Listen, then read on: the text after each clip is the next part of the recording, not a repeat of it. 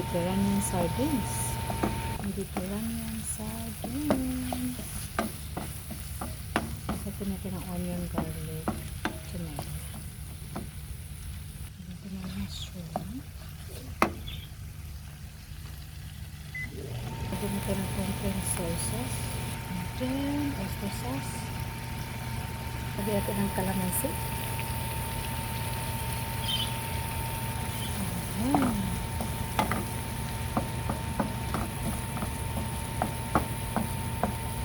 This is Mediterranean sardines.